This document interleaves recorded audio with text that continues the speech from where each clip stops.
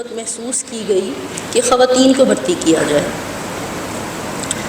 اس کی وجہ یہ تھی کہ شاید مرد حضرات جو ہیں وہ ہیومن رائٹس کو اتنا حساس طریقے سے نہیں دیکھ رہے تھے جتنا خواتین دیکھ سکتی ہیں، اور خصوصاً جب بچوں کی اور عورتوں کی بات آتی ہے۔ مجھے بہت عجیب سا لگتا ہے جب مجھے کوئی پولیس خواتین کہتی ہیں کہ جی ہمیں کیوں جینڈر کرائم کے ساتھ باندھ دیا جاتا ہے، ہم تو تھانوں میں سرو کرنا چاہتی ہیں، ہم تو چور ڈاکو پکڑنا چاہتی ہیں۔ اس کام کے لیے پچھلے کئی سالوں سے مرد حضرات بہت تگ و دو کر رہے ہیں، اور ان کی جو حالت ہے وہ آپ لوگ دیکھ چکے ہیں، جو تھانوں کی ہماری آج کل حالت ہے۔ ہم نے آپ کے لیے اسپیشلائز سیلز بنائے ہوئے ہیں، جینڈر کرائم سیلز بنائے ہوئے ہیں تھانوں میں۔ آپ لوگوں کا تھانوں میں جانے کا مقصد کیا ہوگا؟ وہ یہ ہوگا کہ لوگوں کا تھانے پہ اعتبار بڑھے، اور سب سے زیادہ یہ کہ اپنے بچیوں کے لیے، اپنے بچوں کے لیے لوگ محفوظ طریقے سے تھانے میں آنا جو ہے ان کے لیے آسانی ہو۔ میری سروس کا آغاز ڈیوٹی شپ جب شروع ہوئی تھی تب میں نے 2 ایکسپیرینس ایسے کیے تھے جس نے مجھے ہلا کے رکھ دیا۔ ایک یہ تھا کہ 8ویں کلاس کی بچی جو ہے وہ نہیں مل رہی تھی، اور بار بار جب اس کا باپ روتا ہوا DPO آفس آتا تھا تو میں ایک ہی بات ایسے جو کہ بار بار سنتی تھی کہ سر ہم نے فوٹیج دیکھی ہے، بچی اسکول سے اپنی مرضی سے گئی ہے۔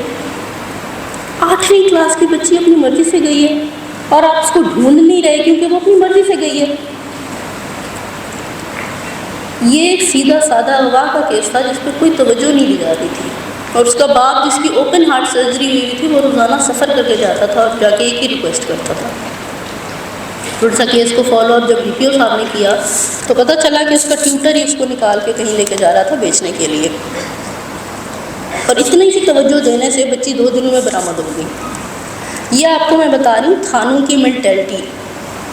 تھانے چل رہے ہیں 489F پہ، 406 پہ، 408 پہ، قبضے پہ سارا دن آپ کی تھانے کی گاڑی چلتی رہے گی، ادھر قبضہ ہو رہا ہے ادھر قبضہ ہو رہا ہے۔ لیکن اگر کسی کی بچی اغوا ہو گئی ہے تو تھانے کی گاڑی موو نہیں کرے گی۔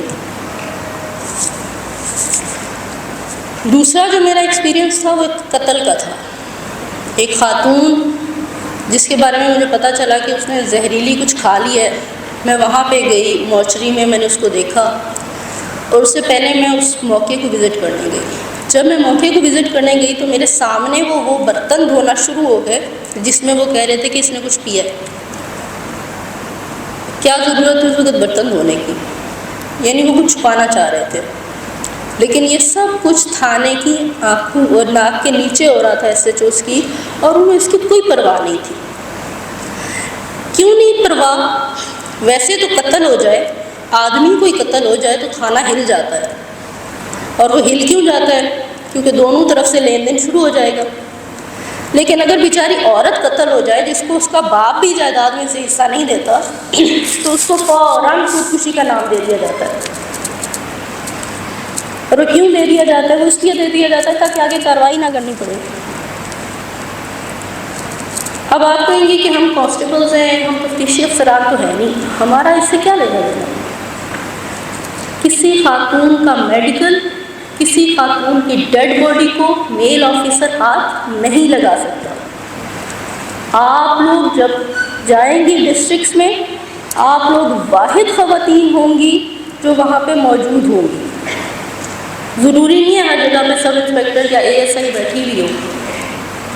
جب میں AIG جینڈر کرائم تھی 2018 میں تو مجھے ڈائریکشنز ملی تھیں کہ آپ تھانوں میں جینڈر کرائم سیلز بنائیں۔ بہت سارے ڈسٹرکٹس ایسے تھے جہاں پہ ایک ہی خاتون نہیں تھی جس کو میں وہاں پہ بٹھاتی۔ اس سے آپ لوگ اپنی اہمیت سمجھیں۔ 2018 میں اور 23 میں زیادہ فرق نہیں ہے، ابھی بھی اتنی تعداد ہوگی۔ تو آپ جہاں پہ جائیں گی وہاں پہ آپ کی ذمہ داری مردوں کے مقابلے میں 10 فولڈ زیادہ ہوگی۔ وہ تو شاید یہی میں نے آپ کو 4-5 سیکشن بتائے ہیں، ان سے باہر ہی نہیں آتے۔ اور جھوٹی گواہی، اس کے بارے میں جو سزا اس دنیا میں ہے سو ہے، لیکن اگلے جہان میں بہت ہے۔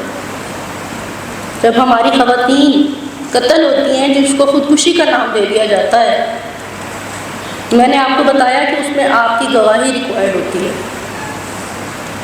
شروع سے آخر تک۔ یہ وہ قتل ہوتا ہے جس کا مدعی وکیل منصف اوپر بیٹھا ہوتا ہے۔ اس لیے آپ لوگوں نے جب بھی کرائم سین کو وزٹ کرنا ہے مرد حضرات کے ساتھ جا کے، ایک تو یہ کہ وزٹ ضرور کرنا ہے۔ اگر آپ کو کہا جائے رات کو گھر میں کال کر کے کہ میڈم یہ صبح قتل ہوا تھا، صبح وہ بچی نے خودکشی کی تھی، آپ اس پہ ذرا سائن کر دیجیے، تو بہت محتاط ہو جائیے۔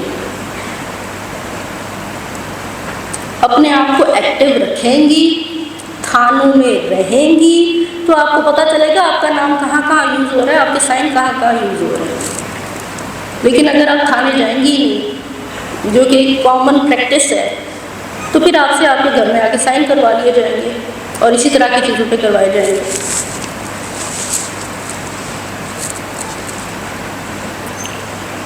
میرے پاس بچوں کو پیش کیا جاتا ہے، بچیوں کو پیش کیا جاتا تھا ایز ایس پی انویسٹیگیشن، ایسے بچیاں بچے جن کو ریپ کیا گیا۔ ایک طرف ملزم کو ہتھکڑی لگا کے پیش کیا جا رہا ہے، ایک طرف بچے کو ساتھ لایا جا رہا ہے، 4 5 6 سال کا بچہ بچی جس کے ساتھ ریپ ہوا ہے، وہ اپنے ملزم کے ساتھ آ رہا ہے، اس کے دماغ پہ کیا بیتتی ہوگی۔ ساتھ میں وہ کپڑے کھول کے دکھائے جا رہے ہیں، ساتھ میں تفصیلات بتائی جا رہی ہیں۔ یہ نہیں ہے کہ اس میں کوئی خرابی تھی، مسئلہ یہ ہے کہ وہ جو سینسٹیو چیز میرے اندر آئی، حساسیت میرے اندر بطور عورت آئی، جو میں اسی لیے تو بار بار کہتی ہوں کہ عورت اور مرد برابر نہیں ہے، ہم حساس ہیں، ہم سینسٹیو ہیں۔ میں نے اس چیز کو روکا، میں نے کہا کہ عدالت پہ بھی جب ریکوائرڈ ہوگا تو خاتون جو بھی کانسٹیبل ساتھ جائے گی وہ سائڈ پہ اس کو کر کے بچے کو کھڑی ہو جائے گی، بچی کو کھڑی ہو جائے گی۔ یہ کون سا طریقہ ہے کہ آپ کلپریٹ کے سامنے بچوں کو بٹھا دیں؟ لیکن یہ چیز مرد حضرات کی سمجھ میں نہیں آتی، یہ چیز آپ کی اور میری سمجھنے کی بات ہے۔ اس لیے جب آپ ڈسٹرکٹس میں جائیں گے یہ سوچ کے جائیے کہ آپ نے وہاں پہ کچھ اچھا کر کے دکھانا ہے، تھانے کو خواتین کے لیے محفوظ کرنا ہے۔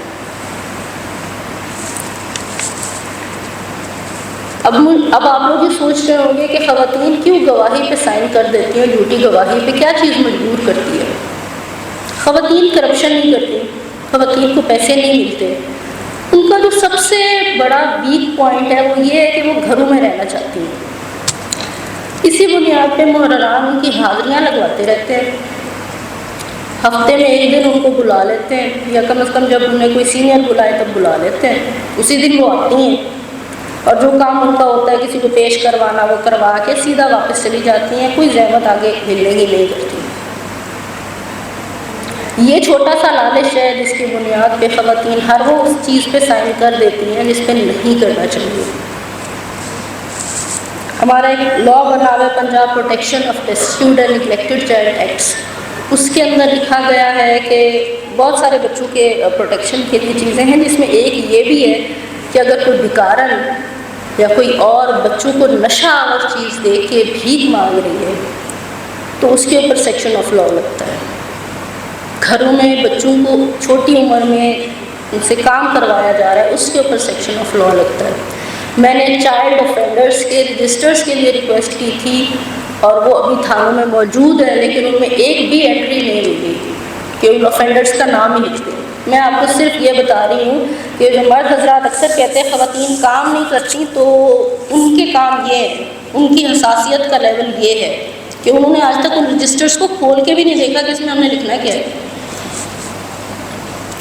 آپ لوگوں کا کام 10 فولڈز انکریز کر جائے گا جب آپ تھانوں میں جائیں گی۔ جینڈر سے ریلیٹڈ کام ملے تو اس پہ منہ مت بنائیے گا کہ جی کیا ہمیں ہر وقت عورتوں اور بچوں کے پیچھے لگائے رکھتے ہیں، یقین مانیں ان کا اور کوئی نہیں ہوتا۔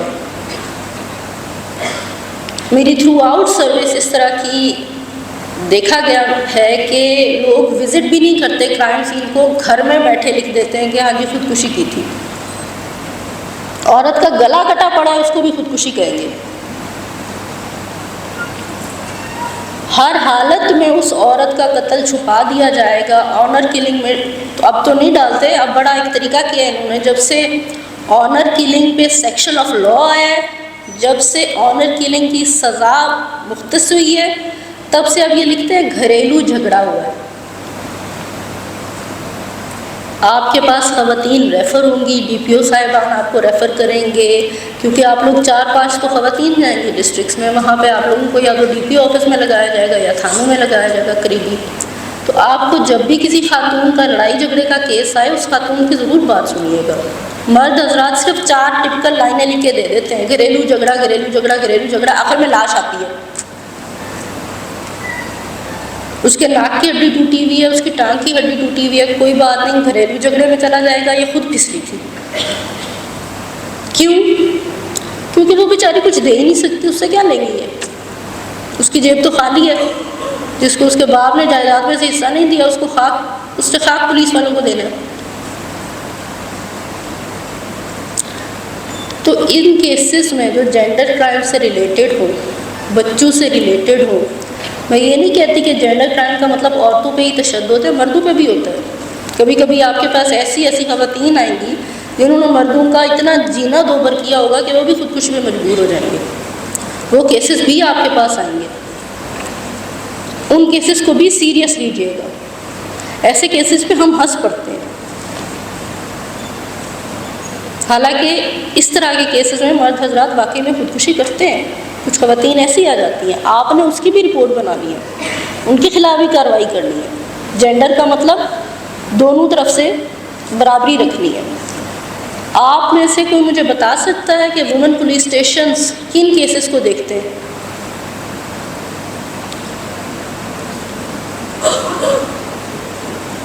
کسی کے علم میں ہے کہ وومن پولیس اسٹیشنز کن کیسز کو دیکھتے ہیں؟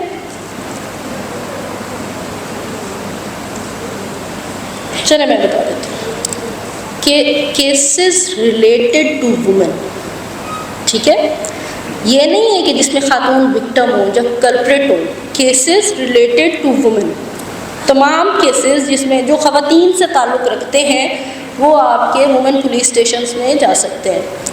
میں ایز AIG جینڈر کرائم بڑی خوش تھی کہ میں خواتین پولیس اسٹیشنز کو ہیڈ کر رہی ہوں، تو میں نے ایک دفعہ جا کے کہا جی ان کی تعداد تو بہت کم ہے، 4 میرے خیال میں 5 تھے اس وقت۔ ایک واک سینٹر تھا ملتان میں جس کے اندر خواتین پولیس والی بھی تھیں، عدالتیں بھی تھیں، پروسیکیوٹر بھی تھے، وکیل بھی تھیں، اور سارے بیٹھے ہوئے تھے، اور وہاں پہ وکٹمز آتی تھیں۔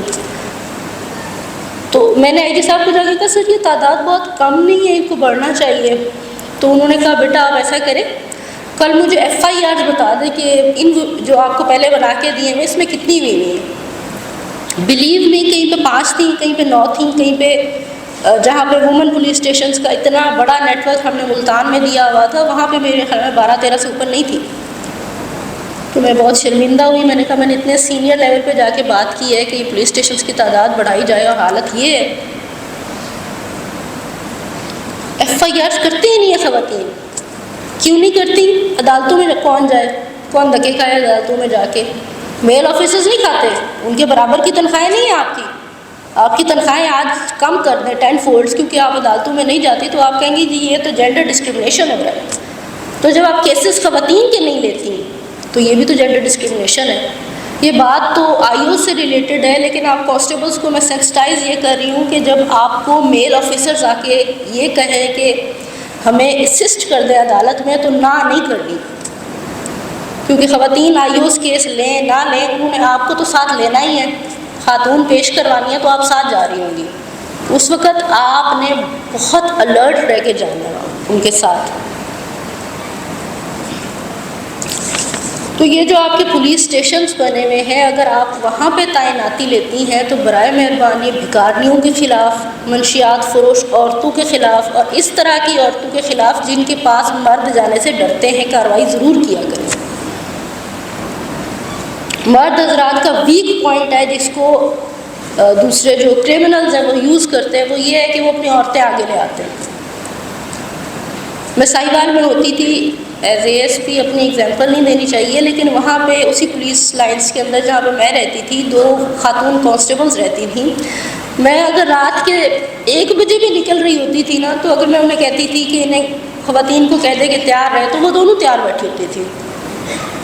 اگر میں نے کسی ایسی جگہ منشیات فروش وغیرہ پہ جانا ہوتا تھا رات کو انفارمیشن پہ، تو وہ میرے ساتھ چلتی تھی، اور ان کو اس سے کوئی غرض نہیں ہوتی تھی کہ صبح ہو گئی ہے میڈم ہم نے پوری بستی چھان ماری ہے، اتنے گھر توڑ لیے ہیں، ان کو اس سے کوئی غرض نہیں ہوتی تھی. تھوڑی سی اوور ایج تھی، وہ کانفیڈنس تھا اس کے اندر، آگے سے 10 عورتیں آتی تھیں تو وہ ایسا دھکا دیتی تھی کہ وہ سارے سائڈ پہ ہو جاتے تھے. یہ وہ ویک پوائنٹ تھا جو بستیوں میں مرد حضرات منشیات فروخت بستیوں میں اسی لیے نہیں جاتے تھے. وہ کہتے تھے میڈم آگے عورتیں آ جاتی ہیں، وہ اپنے کپڑے پھاڑ لیتی ہیں، تصویریں بن جاتی ہیں، ہم نہیں جا سکتے. وہ صرف 2 کانسٹیبلس تھی، یہ ان کی پاور تھی کہ انہوں نے بستی خالی کروا دی منشیات فروش عورتوں سے. آپ لوگ اپنی یہ جو ماشاء اللہ آج مجھے ڈسپلن نظر آ رہا ہے، اس کو ہمیشہ برقرار رکھیے گا. یہ جینڈر کرائم سے ریلیٹڈ بات تو نہیں ہے، لیکن جنرلی آپ کو بتا رہی ہوں کہ میں جہاں پہ بھی گئی ہوں، خواتین جب میرے پاس آتی ہیں کیپس نہیں پہنتی، اور جب میں ان کو کہتی ہوں کہ بی بی آپ کیپ پہن کے آیا کریں، تو وہ کہتی ہے میڈم یہ اسکارف پہنا ہوا ہے. اسکارف تو میں بھی پہنتی ہوں، اسکارف کے اوپر ٹوپی تو پہننی ہوتی ہے، بہرے تو پہننی ہوتی ہے. اور ڈیوٹیاں جب بھی کریں تو یہ ہم عبایا وغیرہ ہر جگہ پہنتے ہیں، یہ ہمارا اسلامک کلچر ہے، لیکن جب آپ ڈیوٹی پہ کھڑے ہیں تو آپ کو یونیفارم نظر آنا چاہیے. ابھی تو آپ نئی نئی ٹریننگ کر رہی ہیں، یہ بشرا کا اور میرا دونوں کا ایکسپیرینس ہوگا کہ جب فیلڈ میں ڈیوٹی محرم میں لگے یا کہیں اور لگے تو خواتین کیا کرتی ہیں کہ اس کے اوپر عبایا وغیرہ پہن لیتی ہیں، سو دیٹ کہ جب چپکے سے نکلنا پڑے تو کسی کو پتہ نہ چلے. یہ بار بار مانیٹرنگ ہو رہی ہوتی ہے، ایک دفعہ تو ہو نہیں رہی ہوتی، لیکن یہ وہ بات ہے جو بہت آگے کی بات ہے. جب آپ لوگ ڈسٹرکٹس میں جاب کرنے جائیں گی وہاں پہ اپنا یہ ڈسپلن قائم رکھیے گا، جو مجھے ماشاءاللہ بہت اچھا لگ رہا ہے آج یہ دیکھ کے. اور اسی طرح سے جس طرح سے آج میں دیکھ رہی ہوں بالکل اسی یونیفارم کو آگے کیری کیجیے گا. ایک دفعہ UN کی ٹیم آئی ہوئی تھی، انہیں میں پولیس اسٹیشنس دکھانے لے کے گئی خواتین کا، تو یہ جو ہماری یونیفارم ہے اس سے میچنگ انہوں نے جو ہے نا میک اپ کیا ہوا تھا خواتین نے وہاں پہ. وہ آنکھوں کے اوپر وہ اور اورنج کلر کی لپسٹکس لگائی ہوئی تھی، اور جتنا گھر میں جیولری پہنی ہوئی تھی پڑی ہوئی تھی وہ ساری پہن کے آ گئی تھی. وہ بہت برا تاثر گیا تھا. تو آپ لوگوں نے ہمیشہ خیال رکھنا ہے کہ آپ لوگوں نے ڈیسنٹ رہنا ہے. جیسے آج ماشاءاللہ آپ پیارے پیارے مجھے نظر آ رہے ہیں، آپ لوگوں کو تو میک اپ کی ویسے ضرورت بھی نہیں ہے کئی سال تک. تو آپ لوگوں نے اپنی یہ ڈیسنسی جو اس وقت مجھے نظر آ رہی ہے، گریس، اس کو ہمیشہ آگے لے کے چلنا ہے. اس اپنی ڈیسنسی اور گریس اور اپنے خاندان کے نام کو کبھی کمپرومائز نہیں کرنا، اپنی عزت کو کبھی کمپرومائز نہیں کرنا. کوئی آپ کو نظر آ رہا ہے فلاں بی بی جو ہے وہ تو گھر بیٹھ کے تنخواہ لے رہی ہے اور ہم تو تھانوں کی ڈیوٹیاں کر رہے ہیں، اس سے جیلس ہونے کی کوئی ضرورت نہیں ہے. یہ جو ریپوٹیشن ہوتی ہے نا، یہ جو ہماری ریپوٹیشن ہوتی ہے، یہ جو ہمارا خاندان کا نام ہوتا ہے، یہ بہت ٹریول کرتا ہے. اس کو ہمیشہ آپ نے بلند رکھنا ہے. یہ نہیں دیکھا کہ فلاں کامیاب ہے میں ناکام ہوں. یہ کامیابی نہیں ہے کہ آپ گھر میں بیٹھ کے تنخواہیں لے رہے ہیں. کامیابی یہ ہے کہ آپ کا نام بنے.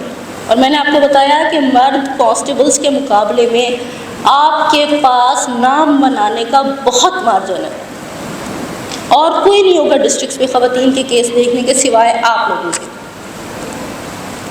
تھینک یو سو مچ. اگر کسی کو کوئی کیوری ہے تو آپ پوچھ سکتے ہیں. بہت لمبا